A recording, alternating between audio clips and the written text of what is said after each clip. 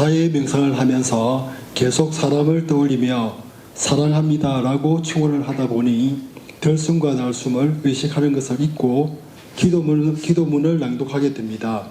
명상 중에 기도문을 떠올리거나 경전암송을 해도 명상의 목적을 달성할 수 있는지요? 근데 보통 이제 따로 하는 게 좋습니다. 호흡 명상할 때는 호흡을 알아차리고, 자해 명상할 때는 자해의 마음에 초점을 맞추는 게 좋습니다. 원래 당연히 이제 뭐 자해의 마음이라 이런 걸 일으키면 호흡은 좀 잊어버리게 되죠. 우리 마음이라는 게 한 번에 두 가지를 못 하거든요. 같이 한다고 느끼는 건 그냥 반복되는 겁니다. 이게 교차되니까 이게 동시에 한다고 느끼지만 사실 동시에는 못 합니다.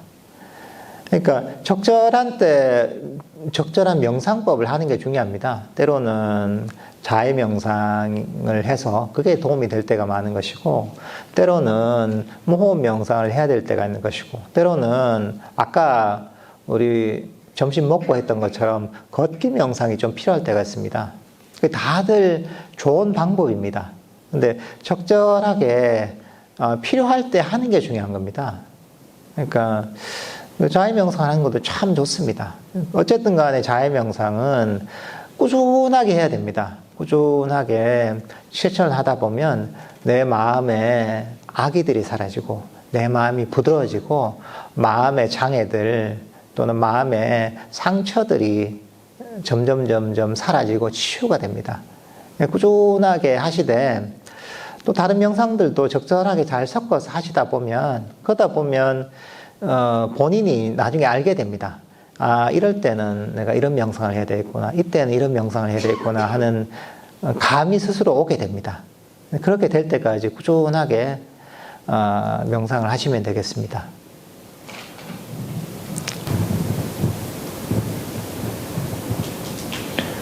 집중 명상 첫 번째 타임은 명상이 잘 되는데 두 번째 타임 들어가며 명상이 잘 안 됩니다. 집에서는 좌선을 먼저 하고 걷기 명상을 하는데요. 좌선 이후 두 번째로 연이어서 또 좌선을 해야 하는지 아니면 좌선 이후 걷기 명상을 해도 되는지 궁금합니다. 그러니까 내 마음이라는 게 원래 뜻대로 되지 않습니다. 때로는 명상이 뭐 되겠나 싶은데 앉았는데 잘 될 때가 있는 거고 잘 될 때가 있고, 어떨 때는 이 느낌이 왠지 잘 될 것 같아 했는데 안 될 때가 있습니다. 내 마음이 뜻대로 되지 않습니다. 명상이 뜻대로 움직이지 않습니다. 원래 그렇습니다. 그냥 여러 가지 조건이 맞아서 잘 될 때도 있고 안 될 때도 있습니다. 그건 너무나 당연합니다. 근데 여러분이 잘 될 때 명상만 내가 좋은 것이고 안 될 때 명상이 안 좋은 게 전혀 아닙니다. 똑같이 이건 좋은 명상입니다. 여러분들 운동을 할 때 내가 팔굽혀펴기를 한단 말이죠. 그래서 내가 팔굽혀펴기를 잘하고 싶어서 꾸준하게 운동을 할 때가 있습니다. 어떨 때는 20개 하는 게 쉬워요. 어떨 때는 20개 하고 10개 하니까 10개 다 하니까 더 힘들어요. 그렇지만 그래서 이제 팔굽혀펴기 10개를 20개 하고 나서 10개를 제대로 하기가 너무 힘들었다. 자세가 제대로 바른 자세가 안 됐다. 그렇지만 그 운동이 안 된 건 아니잖아요. 다 운동이 되는 거거든요. 때로는 컨디션이 좋아서 운동이 잘 될 때도 있고 안 될 때도 있지만 결국은 안 되는 운동의 시간도 결국은 나의 체력을 길러주고 내 근육을 길러주는 겁니다. 마찬가지로 명상이 잘 될 때도 있고 안 될 때도 있습니다. 안 될 때 명상도 다 쌓이는 겁니다.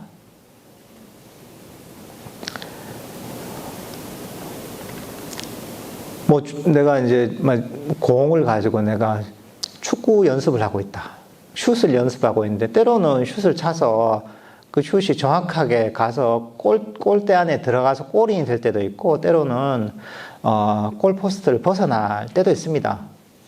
그렇지만 연습을 할 때 내가 골대에 정확하게 들어간 슛만이 내 축구 실력 향상에 도움이 되는 건 아니잖아요.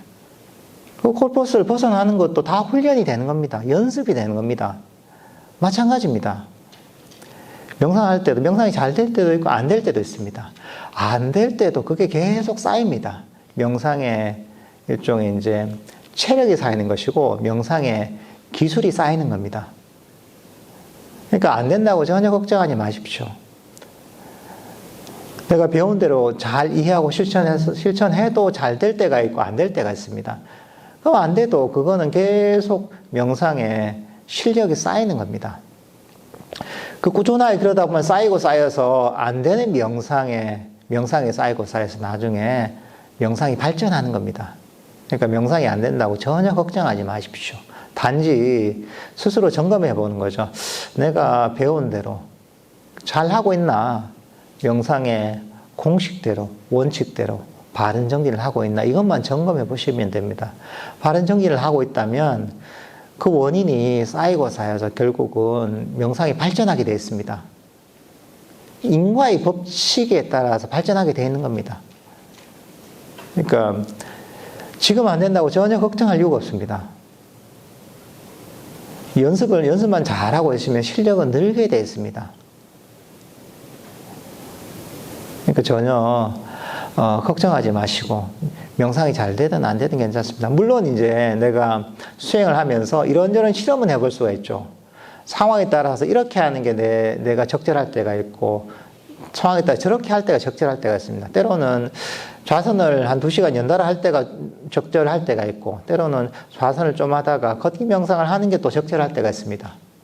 그거는 상황마다 다 다릅니다. 정해진 법칙은 없습니다. 때로는 그냥 좌선하는 게 오히려 너무 좀 매너리즘에 빠져서 의자에서 앉아서 하는 게 오히려 도움이 될 때가 있습니다. 때로는 너무 긴장이 될 때는 오히려 그냥 소파 같은데 기대서 하는 게 좋을 때가 있습니다. 그러니까 그거는 이런저런 실험을 많이 해봐야 됩니다. 우리가 본문을 듣고 이런저런 실험을 해보는 거죠. 실험을 해보면서 적절한 때 적절한 수행의 모드를 찾아야 됩니다. 그러다 보면 이제 내가 지금 나에게 필요한 수행의 모드는 어떤 것인지, 수행의 자세는 어떤 것인지, 수행의 방법은 어떤 것인지를 알 수가 있습니다. 처음에는 본문을 듣거나 이러면서 들은 대로 한번 해보는 거죠. 그리고 자꾸 응용을 해보는 거죠. 하다 보면 점점 익숙해집니다. 우리가 축구를 배울 때 슛을 못하는 사람 슛을 배워야 되죠. 볼을 차는 방법을 배워야 됩니다. 패스하는 방법도 배워야 됩니다. 드리블하는 방법도 배워야 되죠. 그죠? 몸싸움 하는 방법도 배워야죠. 트래핑하는 방법도 배워야죠. 일단 그런 것들 다 하나하나 정확한 자세로 그 기술을 배워야 됩니다. 그렇지만 나중에 이런 것 기술을 배우고 나서 이런저런 상황에서 연습을 하다 보면 내가 필요할 때 이 기술을 적절한 데 언제 써야 되는지 압니다. 그죠? 예를 들면 메시 같은 선수는 기가 막히게 이런 모든 기술들을 정확한 타이밍에 최선의 방법을 잘 쓰잖아요. 그런 것처럼 명상에도 익숙해지다 보면 점점 내가 배운 것들을 나한테 맞게 잘 활용할 수 있게 됩니다. 그렇게 하도록 이런저런 실험을 해보는 게 좋습니다. 그러니까 사실은 어느 정도 자기 주도적인 수행을 좀 해야 됩니다. 배운 걸 가지고 나름대로 적용시켜보는 거죠. 나에게 맞게. 그러다 보면 빨리 명상의 감을 잡게 됩니다. 예. 부처님이 어린 시절 나무 밑에서 호흡 명상을 통해서 성취한 선정이 후에 성인이 되어서 깨달으신 사성제나 팔종도 등의 진리와 어떤 관계가 있나요? 짧은 생각으로 깨달음을 얻기도 전인 어린 부처님이 단지 호흡 명상만을 통해서 선정을 증득했다면 부처님의 진리에 대한 배움이 큰 의미가 없는 게 아닌가 하는 생각이 들 수 있는 것 같습니다. 바른 가르침을 부탁드립니다. 근데 이제 그 어린 시절에 아마 전생에 아마 그 수행한 그게 있어서 아마 그 선정이 들었겠죠. 그렇지만, 사실 이게 반복적으로 보통 법에 대한 이해가 들 수가 없거든요. 우연하게 한번 갈 수는 있지만 보통 반복적으로 되지 않습니다. 법에 대한 바른 이해가 없으면, 다시, 일회성으로 그런 경험은 할 수 있겠지만 반복적으로 되지 않습니다. 왜냐하면 이런저런 번뇌들을 버리는 방법들을 알아야지 반복적으로 그것들을 성취할 수가 있고, 또 그걸 통해서 사실은 지혜가 개발돼야지 더 깊이 있는 선정을 성취할 수도 있는 것이고, 더 강력한 통찰이나 지혜도 개발할 수가 있거든요. 그러니까 일회성으로는 가끔 이제 이런 것들을 경험하는 경우도 있지만, 법에 대한 이해가 없으면 반복적으로 할 수 없고, 그리고 이 선정에서 생긴 힘을 활용할 수가 없습니다. 일단 선정에서 생긴 힘을 보면 법에 대한 바른 이해를 바탕으로 해서 번뇌를 소멸시키도록 잘 활용해야 되는데, 법에 대한 이해가 없으면 엉뚱한 방향으로 이게 폭발하기 쉽습니다. 그래서 일회성으로 경험하고 나서 착각을 해서 아주 이상한 어떤 그런 관념이나 이상한 견해에 빠지는 경우도 많습니다. 그래서 혼자 수행하는 경우에 보면 선정이 아니더라도 그 비슷한 경험을 하게 되면 법에 대한 바른 이해가 없는 경우에 아주 이상한 데 빠지는 경우가 너무 많습니다. 그러니까 우리는 바른 선정을 개발하기 위해서도 법에 대한 바른 이해가 필요한 것이고, 탐진치, 번뇌들을 소멸시키기 위해서도 보면, 소멸시키기 위해서 이 선정의 힘을 활용하기 위해서도 사실은 법에 대한 바른 이해가 필요한 겁니다.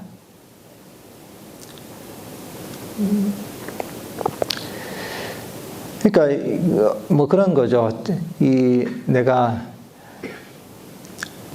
체력은 좋죠. 체력은 좋아서 열 잘 뛸 수가 있는데, 목표점이 정확하게 어딘지 모르면 내가 열심히 뛰어도 목표 지점에 도달할 수가 없는 겁니다.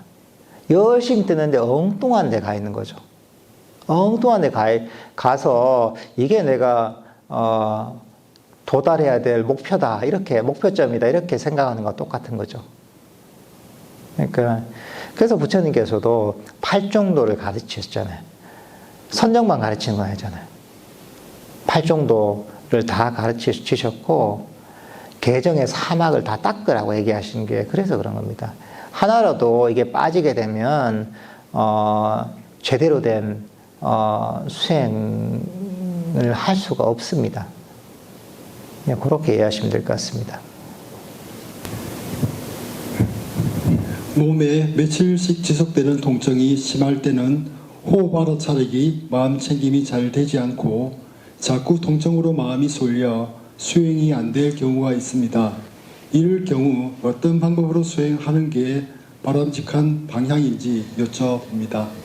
그래서 사실 몸이 아프면 그쪽으로 마음이 가기 쉽습니다.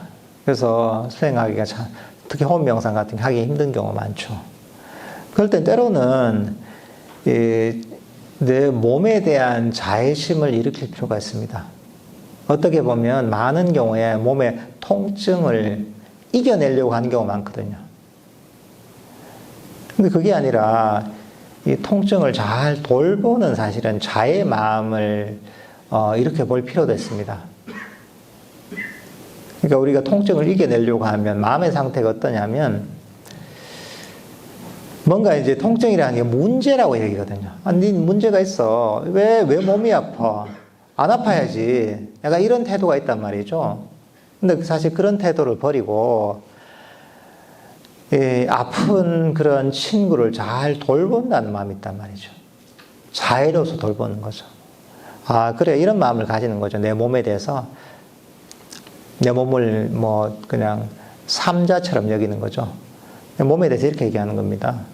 아, 그래. 그동안 참 내가 널 돌보지 못해서 참 고생이 많구나. 그래서 지금 이게 몸에 병이 생겼네. 아, 그래. 그동안 내가 잘 돌보지 못했지만 이제부터 내가 따뜻하게 너를 잘 돌봐줄게. 네가 이렇게 아프더라도, 아무리 나에게 고통을 주더라도 너를 원망하지 않고 나는 너를 있는 그대로 받아들이고 따뜻하게 돌봐줄게. 괜찮다. 괜찮다. 이렇게 따뜻하게 수용하는 자의 마음으로 돌봐줄 필요가 있습니다. 그러면 사실은 자의 마음을 일으키면 통증이 좀 완화됩니다. 완화가 되고 때로는 이게 통증이 사라지기도 합니다. 그러니까 통증과 이겨내고 싸워서 없애려고 하면 안 됩니다. 그게 아니라 따뜻하게 돌보고 수용하고 이해하는 마음을 사실 가지려고 마음을 자꾸 바꿔야 됩니다. 그러면 사실은 기본적으로 통증이 좀 줄어들게 됐습니다. 그런 따뜻한 자의 마음을 가지고 몸에 일어나는 통증을 좀 돌보려고 또 때로는 노력하는 게 좋습니다.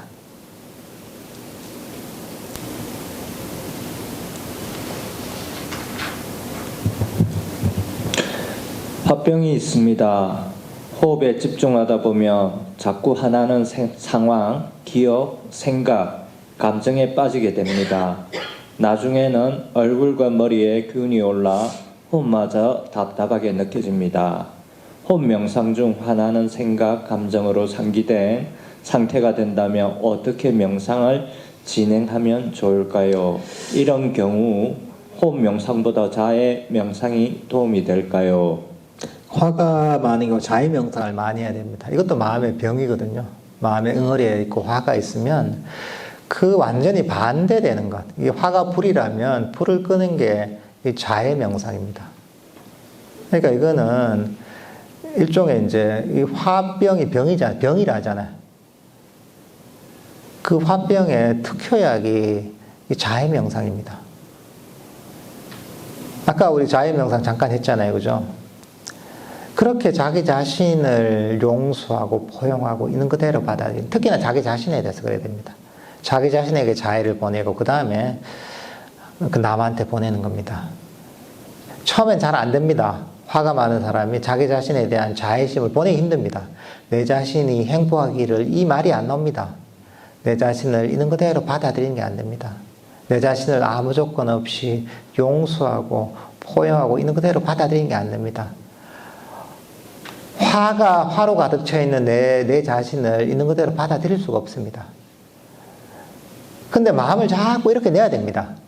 왜냐하면 여러분 약이 맛있어서 약을 먹나요? 아니잖아요. 내 병을 놔주기 때문에 약을 먹는 겁니다. 그 화병이 있으면 자해 명상이 잘 안 돼도 약 먹는다 생각하고 자해 명상을 하셔야 됩니다. 자꾸 자의 마음이 가슴에서 일어나지 않아도 우리는 생각은 할 수 있잖아요. 그죠?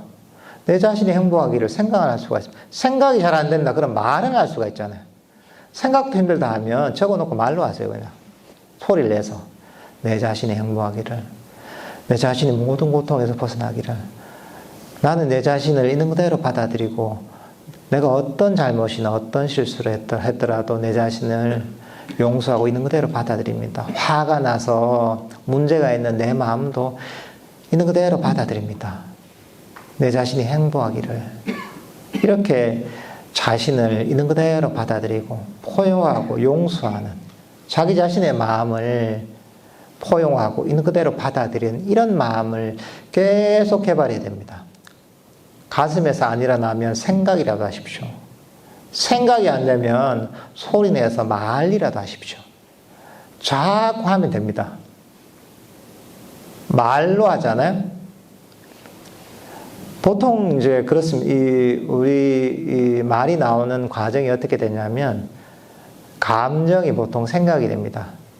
생각이 말로 나옵니다. 근데 재밌는 건 뭐냐면 반대도 가능합니다. 말을 하잖아요. 말이 생각이 됩니다. 생각이 감정이 됩니다. 말을 하다 보면 나중에 자기 감정이 일어납니다. 그러니까 화병 때문에 괴롭다 이러면 약 먹는다 생각하시고 자꾸 자의 말을 해주고 자의 생각을 일으키십시오. 그러다 보면 어느 순간에 자의 마음이, 자기 자신에 대한 자의 마음이 확 일어납니다. 자기 자신을 있는 그대로 받아들이고 포용하고 용서하는 감정이 일어납니다. 이런 감정이 일어나면 그 문제가 싹 해결됩니다. 그러니까 꾸준하게, 약은 어떻게 됩니까? 꾸준하게 잘 먹어야 됩니다. 한 번만 먹고 안 먹으면 병이 안 낫습니다. 꾸준하게 자해의 약을 복용을 한다 생각하시고 꾸준하게 한번 실천해 보십시오. 그러면 마음에 있던 그런 응어리, 화가 다 깨끗하게 녹아내려서 내 마음이 아주 편안해질 겁니다. 그러니까 이거는 꾸준하게 하면 문제가 해결되게 돼 있습니다. 사람과 관계없이 해결되게 돼 있습니다. 이거는 나는 안 되지 하는 그런 거 없습니다.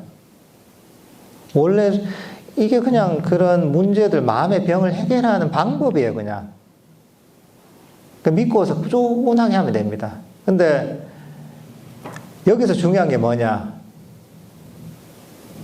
욕심을 버려야 됩니다. 빨리 낫길 바라고, 빨리 해결되길 바라고, 빨리 나는 행복하길 바라는 이 욕심을 버려야 됩니다. 욕심을 가지면 아무것도 안 됩니다. 욕심이 괴로움의 원인이잖아요. 욕심 버리고 그냥 야, 내가 이 괴로움에서 벗어나는, 화에서 벗어나는 정말 부처님의 가르침을 배운 것만 해도 너무 감사하다, 이런 마음을 가지고 그냥 하는 겁니다. 그냥 하다 보면 문제가 해결되게 되어 있습니다. 예.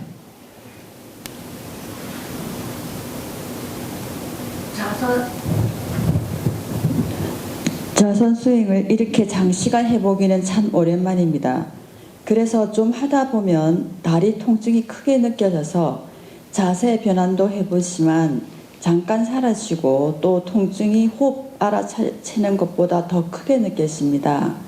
이렇게 통증을 느낄 때 몸에 열기가 훅 크게 갑자기 나타났다가 지켜보면 가라앉습니다.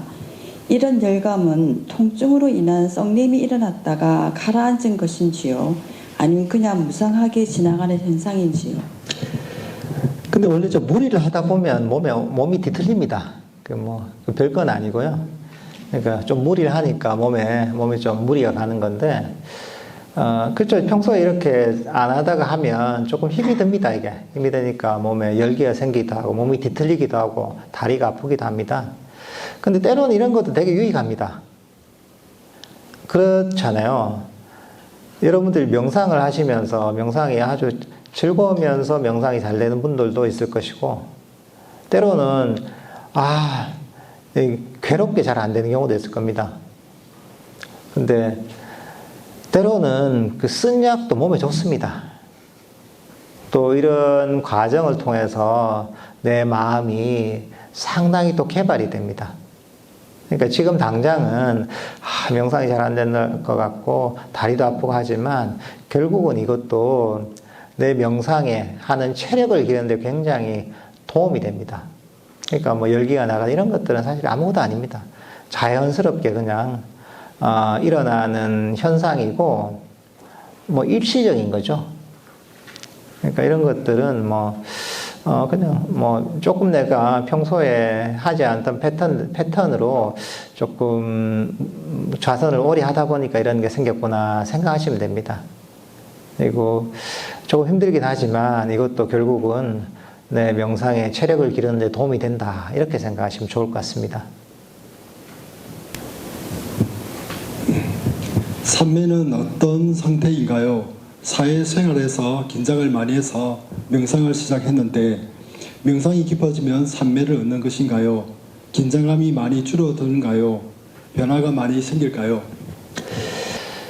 그렇죠. 기본적으로 마음이 편안해지죠. 긴장된 상태 자체가 결국은 마음의 괴로움이잖아요. 괴로운 상태죠. 뭔가 마음을 놓지 못하는, 쉬지 못하는 거죠. 움켜쥐고 계속 불안해하고 있는 게 긴장된 상태거든요. 당연히 명상을 하면 우리는 마음을 쉬게 만들고 마음을 평화롭게 만듭니다. 긴장감도 당연히 줄어들고 스트레스도 훨씬 줄어듭니다.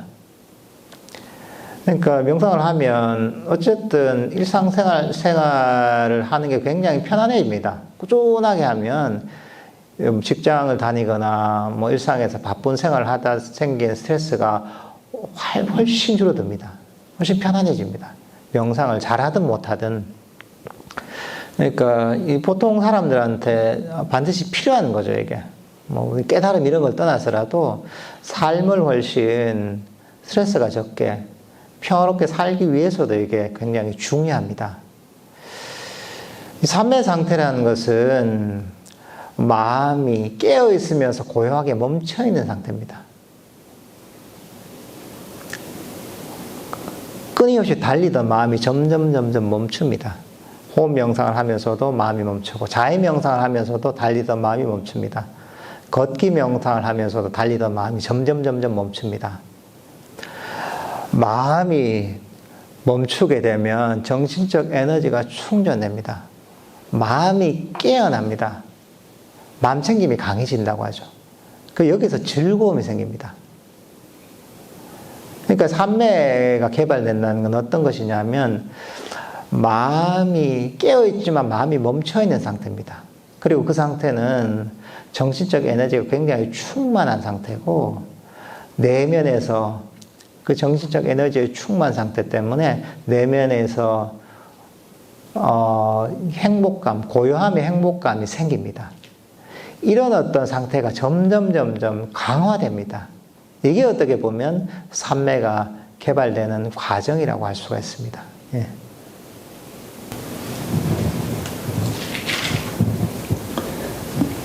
스님, 이렇게 좋은 수행태에서 명상 지도해 주심에 감사드립니다. 보살님, 처사님들 모두 환하고 따뜻하십니다. 노고에 감사드립니다. 스님, 저는 또 의아한 질문이 있어 질문드립니다. 지금에 만족하지 못하고 가래하는 것이 무상인 줄 알고 놓아버려라 하셨는데, 욕망이 모두 좋고 싫고 분별해서 쫓지 않으면 어떻게 원하는 바를 이룰지 헷갈립니다. 구하는 바 없이 구하는 것이 집착하지 않고 그냥 하면 되는 것인가요? 그리고 입문 명상 온라인을 신청했는데 이대로만 공부하면 되는 것인지 여쭤봅니다. 그러니까 여러분들 뭐 다 버릴 필요는 없습니다. 욕망을 다 버릴 필요가 없습니다. 저 맛있는 것도 먹고 싶은 거 드시고, 뭐 사고 싶은 거 사시고, 저 백화점에서 쇼핑도 하시고, 그 커피숍에서 저 디저트도 드시고, 다 하셔도 됩니다. 할 거 다 하시고요. 누릴 거 다 누리셔도 됩니다. 그리고 이제 여러분들은 그냥 그 시간이 날 때 있다 매일매일 꾸준하게 명상만 하시면 됩니다. 이게 아침이나 아침 저녁으로 하시면 특히나 좋습니다. 아침 저녁으로 꼭 하는 게 좋습니다. 아침에 시간이 있잖아요. 일어나서 명상을 꼭 하시고 잠자기 전에 꼭 명상을 하십시오. 그것만 해도 충분합니다. 그때 배운 대로 하는 거죠. 그때 명상을 할 때 평소에는 그냥 평소대로 사시고 명상할 때만 욕심을 버리고 하는 겁니다. 평소에는 원하는 걸 얻기 위해서 열심히 욕망하고 열심히 노력하셔도 괜찮습니다. 처음에는 명상할 때만 그러면 됩니다. 명상할 때만 욕심 버리고 하는 거죠. 왜냐하면 욕심을 버리지 않으면 명상이 발전할 수가 없습니다. 마음이 편안해질 수가 없습니다. 명상을 통해서. 괴로움에서 벗어날 수가 없습니다. 아니, 여러분들 명상하는 이유가 뭔데요? 뭔가 이익이 있어야 되잖아요. 내 마음이 평화로워지고 괴로움이 사라지고 이런 이익이 있어야 되잖아요. 그러려면 원함을 버려야 되는, 원함을 버리고 써야 되는 거죠. 욕심을 버리고 써야 되는 거죠. 만족하면서 해야 되는 거죠. 그러니까 평소에는 하고 싶은 대로 하시고 명상할 때만 그러시면 됩니다. 근데 명상하면서 내가 점점 그렇게 실천하다 보면 왜 욕심을 버려야 하는지 이해가 됩니다. 야, 근데 이것 때문에 내가 스스로 괴로움을 일으켰구나. 내가 욕심을 버리고서 그냥 해도 될 시간에도 습관적으로 욕심을 일으켜서 내가 스스로 괴로움을 만드는구나. 이걸 스스로 이해하게 됩니다. 왜 욕심과 원함을 버리라 하냐면 이건 당연히 윤리적인 가르침이 아닙니다. 당위적으로 그냥 실천하라는 그런 가르침이 아닙니다. 아주 실천적인 가르침입니다. 왜? 여러분들 다 괴로움에서 벗어나고 싶어 하잖아요. 다 행복해지고 싶어 하잖아요. 괴로움에서 벗어나서 행복해지기 위해서지도록 이 원함을 버리라고 하는 겁니다. 딴 이유가 없습니다. 그 부처님의 가르침의 목적, 유일한 목적이 뭐냐? 괴로움에서 벗어나서 행복하도록 하는 게 부처님이 가르침의 유일한 목적입니다. 너무나 실용적이고 실천적인 분입니다. 우리는 부처님이 너무 고고해서 나하고는 전혀 관계없는 가르침을 주셨다고 생각하는데 전혀 아닙니다. 너무나 실질적이고 실천적인 가르침입니다. 근데 사람들은 이 내용을 이해하지 못하고 그래서 실천하지 못해서 체득하지 못하니까 내 삶과 굉장히 동떨어져 있다고 생각하잖아요. 근데 우리가 명상을 배운 대로 실천해서 해보면, 이야, 이거는 정말 누구나 이거는 가르쳤으면 좋겠다. 누구나 이것만 조금만 알면 인생이 훨씬 편안해지겠다. 훨씬 평화롭고 행복하게 살 수 있겠다 하는 생각이 듭니다. 그러니까 처음에는 하루 종일 그렇게 생각할 필요도 없습니다. 그거는 그렇게 할 수도 없습니다. 지금은 명상할 때만, 그때만 욕심을 버리면서 한번 해보십시오. 그러면 제가 하는 이런 얘기가 이해가 될 겁니다. 본인의 체험을 통해서. 예.